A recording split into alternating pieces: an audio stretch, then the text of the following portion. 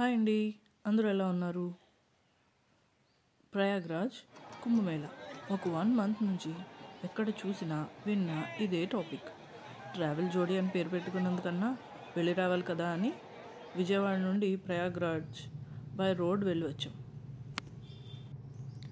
February 6th early morning 5కి విజయవాడలో start అయితే నెక్స్ట్ డే అరౌండ్ ఈవినింగ్ 4కి ప్రయాగ్రాజ్ రీచ్ అయ్యాం. గూగుల్ మ్యాప్స్ మీకు 3 డైరెక్షన్స్ చూపిస్తుంది. నేనైతే వయా హైదరాబాద్, నాగ్పూర్, జబల్పూర్, రేవా, ప్రయాగ్రాజ్ ఈ రూట్ చూస్ చేసుకున్నాను. టోల్ రేట్స్ కొంచెం ఎక్కువ, బట్ రోడ్ బాగుంటుంది. నేను ఈ వీడియోలో ప్రయాగ్రాజ్ వెళ్ళాలా వద్దా, ట్రాఫిక్ అప్డేట్స్ వీటి గురించి ఏమీ చెప్పదలుచుకోలేదు. ఎందుకంటే చాలామంది వాటి గురించి పెడుతూనే ఉన్నారు. అవన్నీ చూసి మీరు వెళ్ళాలా వద్దా అని డైలమాలో పడకండి. మీకు వెళ్ళాలి అని ఉంటే వెళ్ళి వచ్చేయండి. అన్ని కోట్ల మంది జనాలు వస్తూ వెళ్తూ ఉంటే ఆ మాత్రం ట్రాఫిక్ ఉండటం సహజం కదండి. హైదరాబాద్ నుంచి ఒక 350 కిలోమీటర్స్ వచ్చాక లంచ్ టైం అయింది. ఇంటి దగ్గర నుంచి ప్యాక్ చేసుకొచ్చిన ఫుడ్ ఉంటే ఈ టెంపుల్ దగ్గర ఆపి లంచ్ ఇక్కడ చేసాం. మా లంచ్ అయిపోయింది. మాకులాగే వీళ్ళు కూడా ఇక్కడ లంచ్ ప్రిపేర్ చేసుకొని తిందామని ఆగారు. ట్రిప్ బాగా జరగాలని అమ్మవారికి దండం పెట్టుకొని స్టార్ట్ అయ్యాం. జబల్పూర్కి 20-30 కిలోమీటర్స్ ఉండగా నైట్ 8 ఆ టైం అయిపోయింది. ఇంకా అక్కడే స్టే చేసి మళ్ళీ next day early morning start అయ్యాం.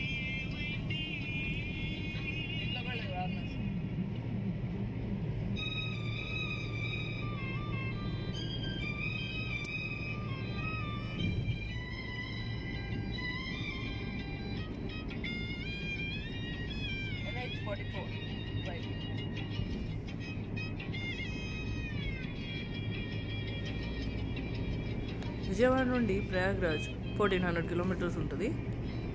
హైదరాబాద్, నాగ్పూర్, జబల్పూర్ ఈ మధ్యలో NH44లో డ్రైవ్ ఉంటుంది. NH44 ఇండియాస్ లాంగెస్ట్ హైవే అనమాట. 4112 కిలోమీటర్స్ లాంగ్ ఉంటుంది. Running from Srinagar to Kanyakumari.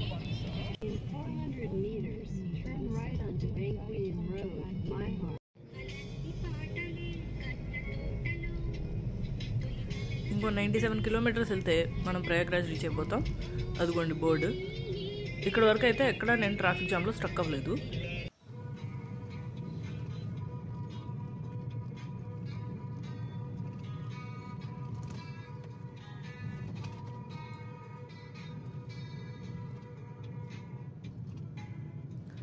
Roads అయితే చాలా బాగున్నాయండి. అక్కడక్కడ రోడ్ కన్స్ట్రక్ట్ చేస్తున్నారు. సో డైవర్షన్స్ పెట్టారు. అక్కడ స్లో అవుతుంది, కొంచెం జాగ్రత్తగా వెళ్ళాలి.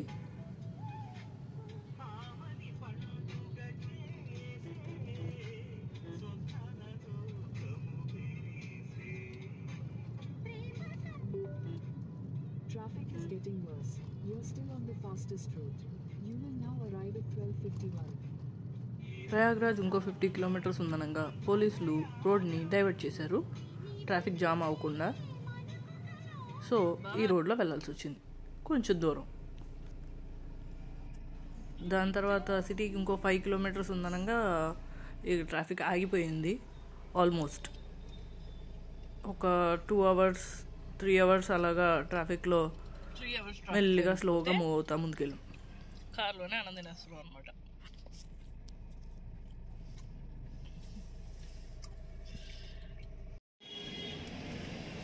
ఒక 3 to 4 అవర్స్ ఇలా ట్రాఫిక్లో స్టక్ అయ్యి స్లోగా ముందుకు వెళ్తూ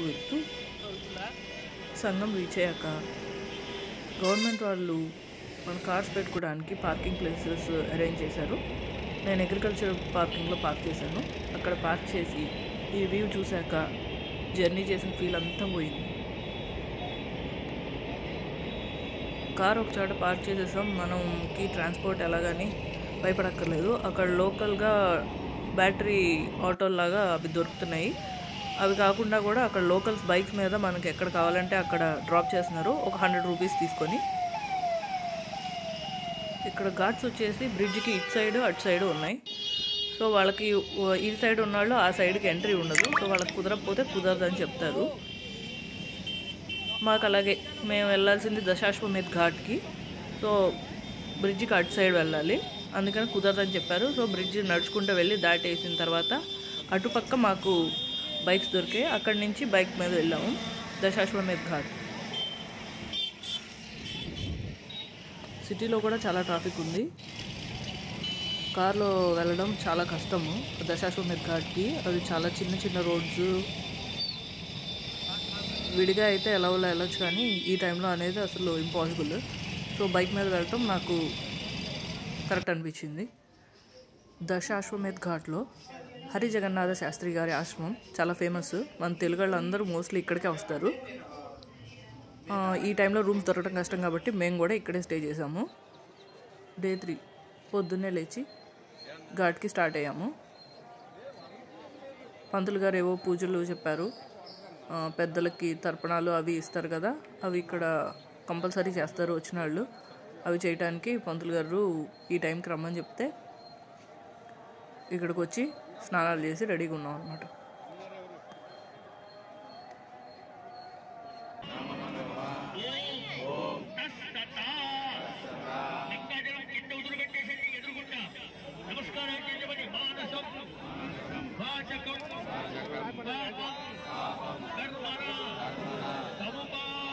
అలా పూజలు అవి కంప్లీట్ చేసుకొని మధ్యాహ్నం అన్నం తినేసి పడుకొని మళ్ళీ సాయంత్రం అలా బయటకు వచ్చాము. ఇది ఒక అఖాడ. అక్కడ అఘోరాలు వాళ్ళు ఉంటారు కదా, అలాంటి అఖాడ. చాలా బాగుంది. లోపలికి వెళ్ళలేదు కానీ బయట నుంచి తీసాను అనమాట.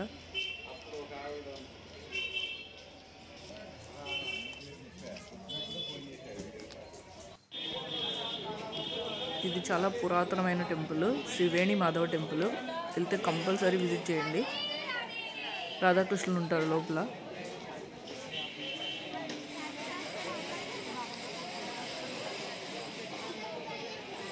సాయంత్రం అరౌండ్ 7-7:30కి ఇక్కడ గంగా హారతి ఇస్తారు. చాలా బాగుంటుంది. వెళ్ళినప్పుడు తప్పకుండా చూడండి.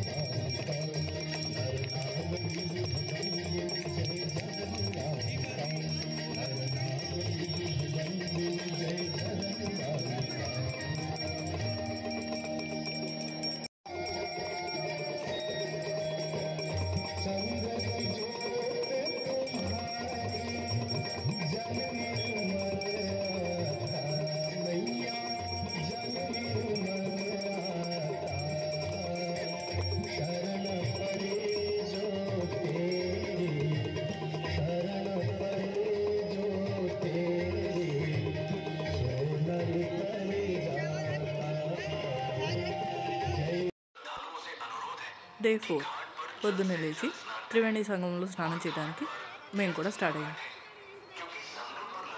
మేము ఉన్న ప్లేస్ నుంచి 5 కిలోమీటర్స్ వాక్ చేస్తే త్రివేణి సంగమం ప్లేస్ వచ్చింది. ఇంతమంది జనాలతో నడుచుకుంటూ వెళ్తే నడిచిన ఫీల్ కానీ అది కానీ ఏం లేదు. చాలా బాగుంది.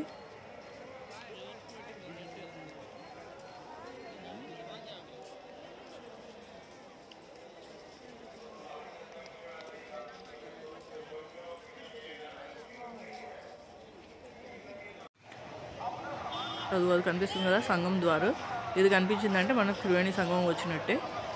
ఇక్కడే త్రివేణి సంగమం ఉంటుంది. ద్వార లోపల నుంచి నడుచుకుంటూ వెళ్తే ఘాట్ వస్తుంది.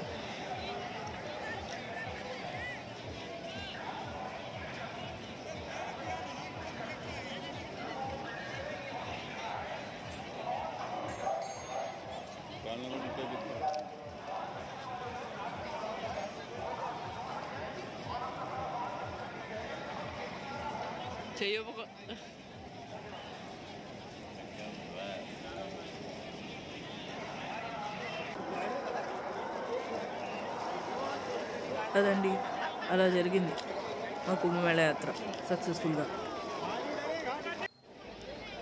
ఈ ట్రిప్ బడ్జెట్ వచ్చేసి 45,000 అయిందండి. Diesel 20,000, tolls 5,200.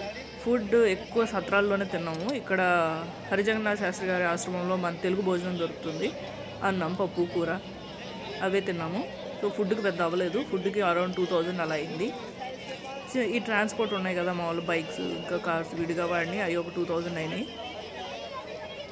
అంతేనండి. రూమ్స్కి ఒక 5000 అలా అయినాయి అంతేనండి. మోస్ట్లీ ఇక పూజలు అవి మన ఖర్చులు అనుకోండి, అవన్నీ కలుపుకొనే 45,000 అయింది. ప్రయాగ్రాజ్ కాకుండా ఇంకో 2 ప్లేసెస్ కూడా ఎక్స్ప్లోర్ చేసాము, అవి మీకు నెక్స్ట్ వీడియోలో చెప్తాను. ఐ హోప్ ఈ వీడియో మీకు నచ్చిందని ఆశిస్తున్నాను. Thank you for watching.